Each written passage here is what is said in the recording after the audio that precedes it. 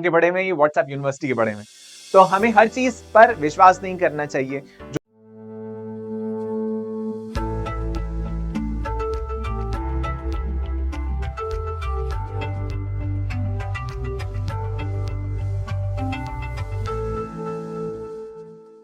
So hello and welcome to another lecture.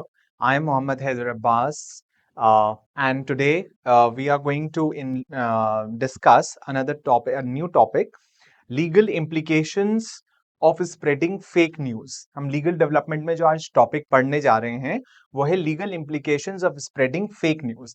हम obviously हम एक ऐसे social media के दौर में रह रहे हैं, information technology के दौर में रह रहे हैं, जहां पर जो न्यूज है वो on a mayor click of a button, या अब तो क्लिक ऑफ अ बटन भी नहीं बल्कि just notification pops up in our mobile phones and we get to know everything.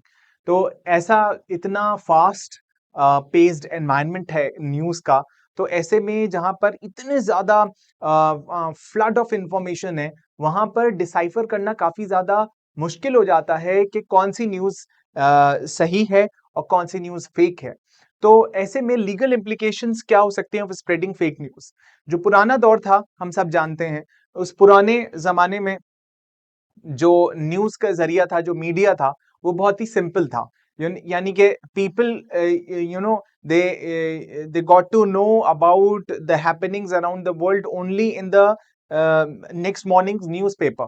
Next morning newspaper में ही उनको पता चलता था कि अब कल क्या हुआ है या अब तक क्या डेवलपमेंट्स हुए हैं। बट अभी हमें नेक्स्ट मॉर्निंग के इंतजार करने की जरूरत नहीं पड़ती है। अब हमें सिर्फ इतना करना पड़ता है कि हम अपने मोबाइल फोन्स उठाते हैं और उसमें हमारे नोटिफिकेशंस हमें हेडलाइंस हमें बता देते हैं कि ये सब चीजें हो रही हैं, क्योंकि हमारे पास इतने सारे टूल्स हैं, सोशल मीडिया टूल्स हैं। हमारे पास फेसबुक है, ट्विटर है, इंस्टाग्राम है और व्हाट्सएप है। व्हाट्सएप के चैनल्स भी अब आ गए हैं। हमारे पास टेलीग्राम है। बहुत सारी ऐसी चीजें हैं, बहुत सारे न्यूज पोर्टल्स हैं, यूट्यूब है, जहां तक हम जहां पर हम न्यूज देख सकते हैं, लीगल डेवलपमेंट्स देख सकते हैं। तो दिस इज वेरी इंपॉर्टेंट कि लीगल इंप्लीकेशंस इसके क्या होंगे ऑफ स्प्रेडिंग फेक न्यूज। जैसा कि हमें पता है, मैं आपको बैकग्राउंड बता दूं कि हमारे कॉन्स्टिट्यूशन में जो न्यूज है, मीडिया इंडस्ट्री है, फिल्म इंडस्ट्री है, और एक ये खाली मीडिया इंडस्ट्री की बात नहीं हो रही, एक इंडिविजुअल से लेके बड़ी बड़ी मीडिया इंडस्ट्री तक जो freedom of speech and expression है, जो बोलने की आजादी है, वो हमारा एक फंडामेंटल राइट है, जो कि अनुच्छेद 19 में संविधान के दिया हुआ है। Article 19(1)(a) of the constitution deals with freedom of speech and expression. This is a fundamental right, और ये एक ऐसा फंडामेंटल राइट है जिसको गोल्डन थ्रेड कहा गया है। आर्टिकल 14 और 21 के साथ आर्टिकल 19 को भी गोल्डन थ्रेड कहा गया है, that runs across the fabric of the constitution, क्योंकि ये हमारे बेडरॉक ऑफ डेमोक्रेसी है। जब तक हमें बोलने की आजादी नहीं होगी, हम नागरिकों को देश में बोलने की आजादी नहीं होगी, तब तक डेमोक्रेसी डेमोक्रेसी नहीं रहेगी। तो इसीलिए हम एक इंडिविजुअल से लेके एक एक सिंगल नागरिक से लेके एक बड़े से मीडिया प्लेटफॉर्म तक हर कोई अपनी आजादी, बोलने की आजादी और न्यूज इंडस्ट्रीज की आजादी, सब आर्टिकल 19(1)(a) से आ रही है। ये फंडामेंटल राइट कोई भी एब्सोल्यूट नहीं होता, हम ये जानते हैं। कोई भी हमारा मौलिक अधिकार जो है वो एब्सोल्यूट नहीं है। ऐसा नहीं है कि any fundamental right is not subject to any restriction. हर fundamental right, even right to life and personal liberty, is also subject to restriction. Article 19(1)(a) में भी रिस्ट्रिक्शंस हैं, बहुत सारे रिस्ट्रिक्शंस हैं। यानी कि हम 8 रिस्ट्रिक्शंस देख सकते हैं कि आप हर चीज नहीं बोल सकते। आप सोवरेनिटी ऑफ इंडिया को हैम्पर करने वाली चीज नहीं बोल सकते। आप पब्लिक ऑर्डर खराब करने वाली कोई ऐसी भाषण, कोई ऐसी चीज लिख नहीं सकते, छाप नहीं सकते, बोल नहीं सकते, फिल्म नहीं बना सकते जो पब्लिक ऑर्डर खराब करे, जो डिसेंसी एंड मोरालिटी के खिलाफ हो, राइट। इस तरीके से जो कंटेम्प्ट ऑफ कोर्ट करे, और बहुत सारे, देयर आर टोटल 8 रिस्ट्रिक्शंस जो हैं वो आपके आर्टिकल 19(2) में दिए हुए हैं। आर्टिकल 19(1)(a) के रिस्ट्रिक्शंस जो हैं, मैं यहां पर लिख दूं, देखिए आर्टिकल 19(1)(a) के रेस्ट्रिक्शंस जो हैं,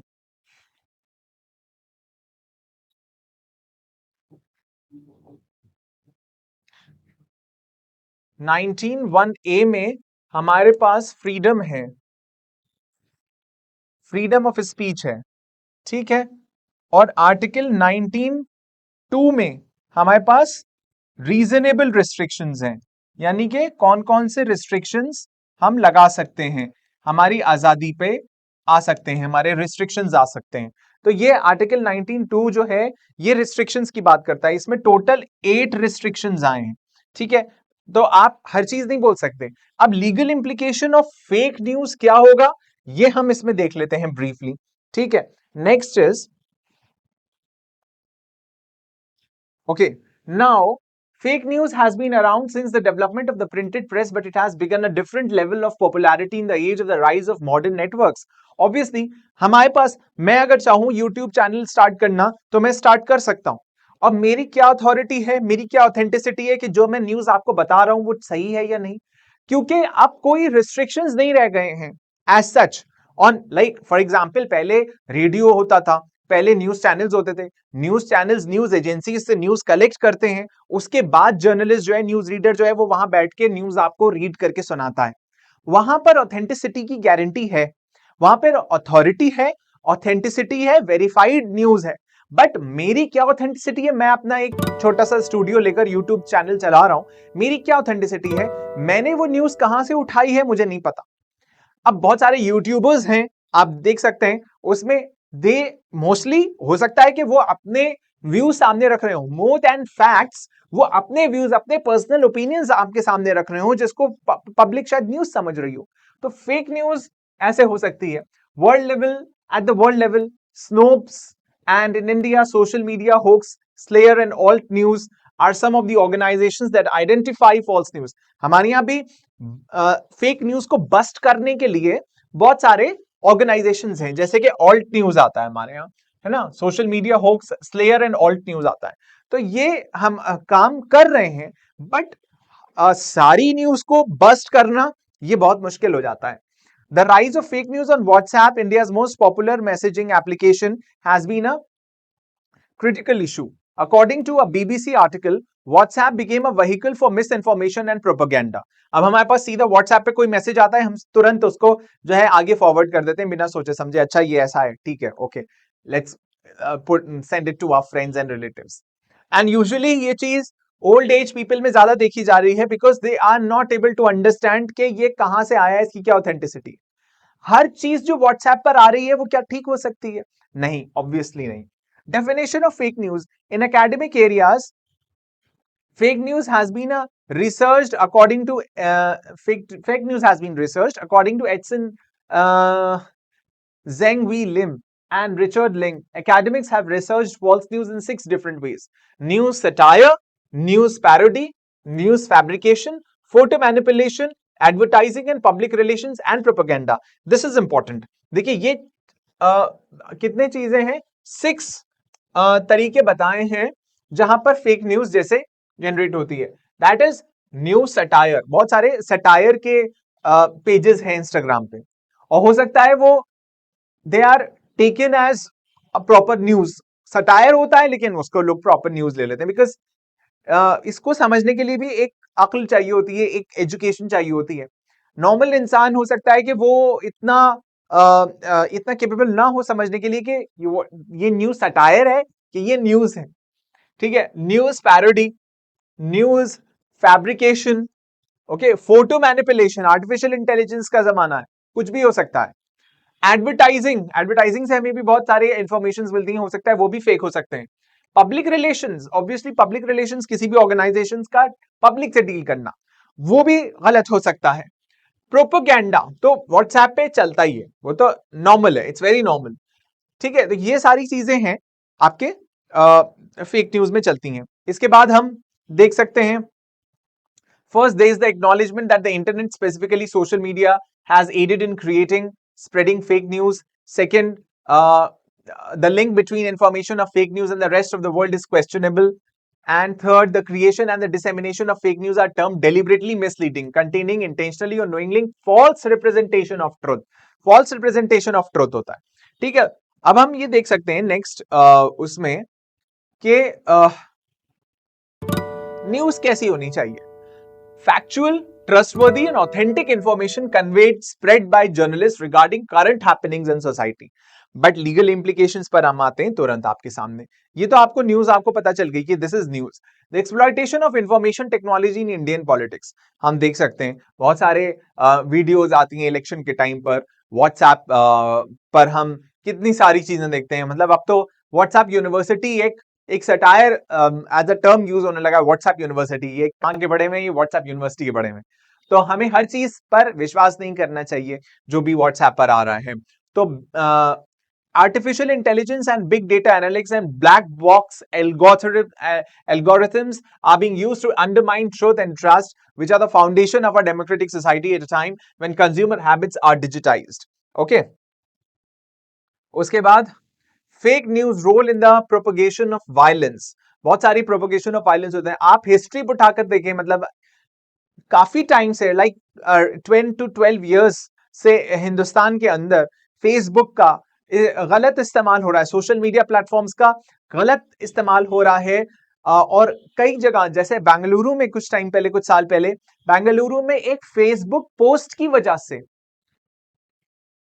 राइट्स हो गए थे, कम्युनल राइट्स हो गए थे.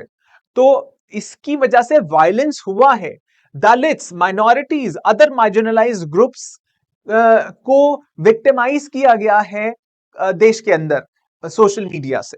ठीक है. उसके बाद ये सारी चीजें नोटोरियस, जितना भी notorious, see a school bus was attacked in Gurgaon during the Padmaavat movie protest in 2017 when the Karni Sena came out on the streets claiming that the Hindu princess Padmavati's narrative was altered in the film. Eventually, a message made headlines revealing the involvement of 5 Muslims. अब ये कितना authentic है? We don't know that. India's legal position. Now coming to India's legal position on fake news. In India, there is no explicit legislation dealing with false information. The right to freedom of speech and expression, it's under Article 19(1)(a). Then we have Article 19(2), reasonable restrictions. अब इसमें आप देखिए कि क्या, if you believe you have been the victim of fake news, अब what is the legal structure? What is the legal mechanism? See, the legal mechanism is simple. आप अगर fake news के विक्टिम हैं तो आप क्या कर सकते हैं? NBA. The NBA is an organization that represents private television news and current affairs broadcasters. Then आपके पास BCCC है, the Broadcasting Content Complaint Council. Is a body that investigates complaints about broadcasting content. आपको कोई भी आपत्ति है किसी भी content से, आप तुरंत यहां पर कंप्लेंट डाल सकते हैं. तीसरा, the Indian Broadcast Foundation is a NGO dedicated to broadcasting in India. Okay. ये लीगल स्ट्रक्चर है फेक न्यूज से डील करने का. Then information and broadcasting ministry overturned its previous rule on fake news in April 2018. If any journalist was found guilty of disseminating fake news, then his accreditation could be cancelled. उसका licence ही cancel हो जाएगा. वो जहां से भी accreditation या authenticity उसको मिली हुई है, परमिशन उसको मिली हुई है, उसका वो कैंसिल कर दिया जाएगा. ओके. देन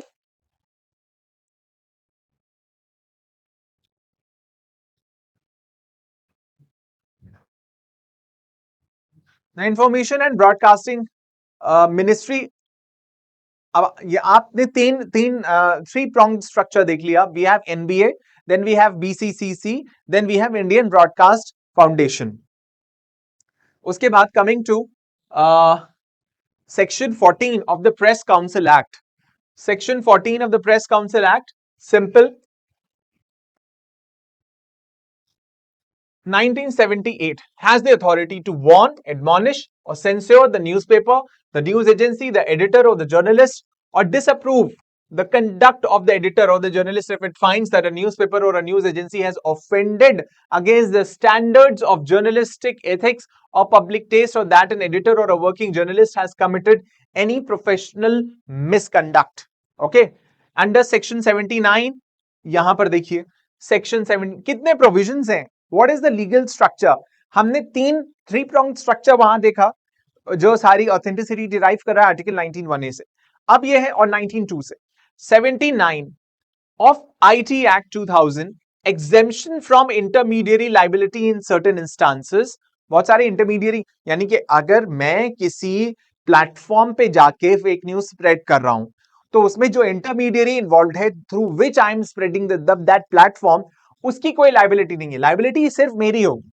अगर मैंने प्लेटफॉर्म का गलत इस्तेमाल किया तो प्लेटफॉर्म की कोई गलती नहीं होगी, लाइबिलिटी नहीं होगी। The administration is attempting to give agencies flexibility.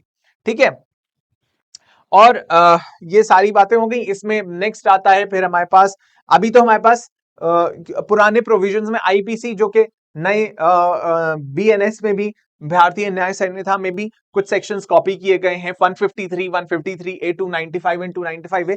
यहाँ पे नंबरिंग पुरानी है, और अगर आपको बीएनएस देखेंगे तो आपको नई नंबरिंग मिल जाएगी। यहां पर भी सेम, वहां पर भी सेम चीज कॉपी की गई है।